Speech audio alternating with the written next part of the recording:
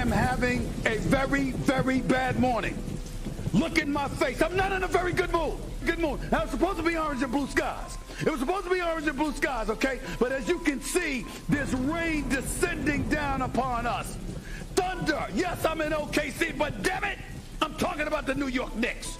You saw what happened last night. They were in the lead. They had a 17-point lead. And then my assistant, Sumatra, okay, started clapping and celebrating like the world was ours. She got cocky. And the rest of the Knicks sensed it. And so did Karl Anthony Towns. And so did Jalen Brunson. And so did everybody else. And suddenly everything collapsed. And I'm sitting here now. So I'm just warning y'all today. I am not in a very good mood at all. At all. Molly, I'm warning you, this is not the day to mess with me. First takes in the house. Let's go. Fourth quarter underway. Knicks by 3. Neesmith shoots for 3. Ripped another one. 5 consecutive threes for Neesmith. A 16-4 run by Indiana. We've seen Halliburton be special in these moments. Oh boy, here we go. At the foul line, step back straight on 2 points. It's going in. And in! Back iron, and in! Halliburton hit it! And we have overtime. And Indiana has won and captured game 1 of the Eastern Conference Finals on the road in the Garden. A lot of basketball left to be played. Well. We know how Stephen A's doing. Jay, well, how are you this morning? Orange and bruised? Oh, bruised. I get it. How long have you been working on that? Monica? I thought about it for a second. But that's for SA. You know, Molly is game 1. Got to learn, got to adjust. You know. Why are your lips pursed? SA, I'm concerned. I just want to check on a friend. How are you? Mentally, physically, emotionally, spiritually? Tell me. Talk to me. First of all, I don't believe you. You're not concerned about me. You have no sympathy, no empathy for me whatsoever. I'm not buying it, and I don't want to hear it from you. Jay, good morning. Monica, how are you smiling? How are you smiling, Monica? How is that possible? I mean, you were there. You were calling the game. How are you sitting in that chair with a smile on your face right now, Monica? I mean, what's up? Let it out. We're supposed to be here. We're supposed to be here. Well, here's the deal. That's game 1. You got 6 more potentially. I think you just got to put it in perspective. I feel where you're coming from, but I think you got to put it in perspective. Game 7, I might have called out on the show. I got you. Okay, ladies and gentlemen, let's start this fine program that is called First Take. We got 2 full live hours and a whole lot to unpack.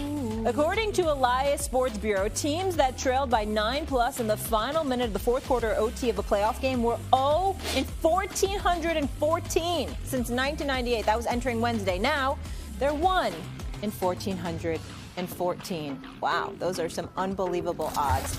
Okay, Stephen A., let's break it all down. Who's most to blame for the Knicks' collapse last night? I'm not putting it on one person. It was a collective collapse of epic proportions. It was horrible, okay? My man OG Juan and the rest of the crew. I don't want to hear anything from anybody else. This is bad. This is very bad. The New York Knicks had a 17-point lead with 6:13 left in the game. 17 points. They had a 14-point lead with 2 minutes and 40 seconds left in regulation. They had a 9-point lead with 52 seconds left in regulation. And they lost this game. And it would have been a regulation if Tyrese Halliburton's feet wasn't so big, a la Kevin Durant. They would have lost the regulation if he was a half-inch back, and it would have been over because of his 3-point shot at the game. But his foot was on the line, so it goes into overtime, and ultimately, they end up losing. You're talking about the New York Knicks committing about 5 turnovers in clutch time. That's what we're talking about here. We're talking about this cat Neesmith going in the last 5 minutes 6 for 6 from 3-point range, looking like the second coming of Steph Curry. We're talking about Tyrese Halliburton pointing at Reggie Miller and putting the choke sign up, mimicking that former great Indiana Pacers on the floor at Madison Square Garden. It was an epic collapse. There is no excuse for it. The New York Knicks, I thought, got a bit comfortable. You saw when they were up 17. You saw the run that they made without Jalen Brunson on the court because he was in foul trouble. You saw Karl Anthony Towns flexing and roaring at the crowd and all of this stuff, and then they got comfortable.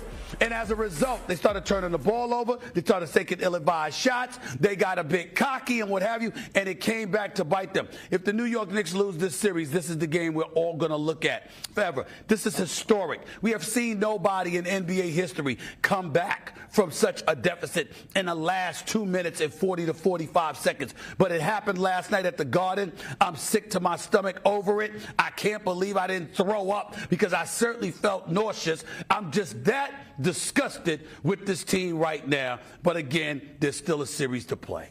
Floor is yours. Monica? I agree. And there's not a individual that I think you put the responsibility of this loss on. I do think, though, to me, I can stomach giving up the lead because we've seen it throughout the league this entire season, and we've certainly seen it through this playoffs. In fact, the Knicks have been on the other side of it versus the Boston Celtics. To me, I'm struggling a little bit with the free throws late in the ball game because that was your opportunity at home to maintain a double possession ball game. So late, the free throws to me by Karl Anthony Towns and OG Anunoby stand out. But there are a plethora of things to choose from in terms of the urgency, not finding Aaron Nesmith and respecting what he was able to do in that 5 minutes. But I have a ton of respect for the Pacers in this one. This is what they have done consistently through these playoffs so far, and you got to give them their credit. The numbers that you just iterated, Molly, would say that that was probably the biggest choke in NBA playoff history. Right? Or one of them. That's what the numbers tell you, first and foremost. It is. It is, right? And look, I still think the Knicks can win the series. But the question is, who's the most to blame? And I agree with you both. I do think there are two interesting points to make about this, though.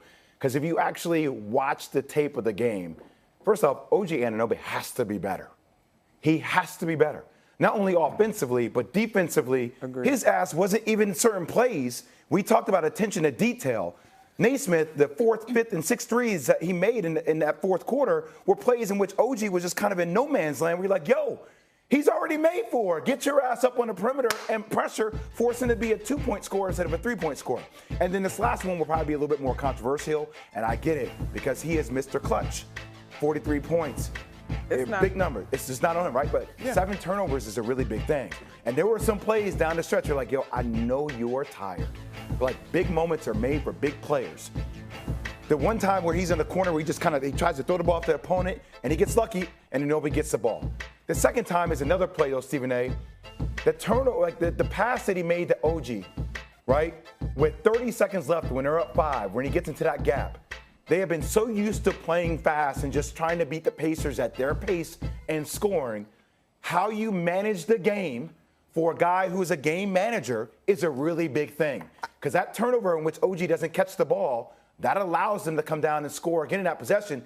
That's where it's like, no, nobody else is going to get the ball here. I'm going to take the ball. I'm going to pull the ball back out. You're going to foul me. I'm going to make 2 free throws. We're going to be up 7 with 29 seconds left to go instead of them scoring in the game. The only thing that I have to say to offer to you, Jay, is that's not controversial because Jalen Brunson, as he goes, this team goes. And yes, he had 43 points in this ball game, and that's terrific. But coming into last night, they are 7-1 in this postseason when he has 2 turnovers or less. When he has 2 or more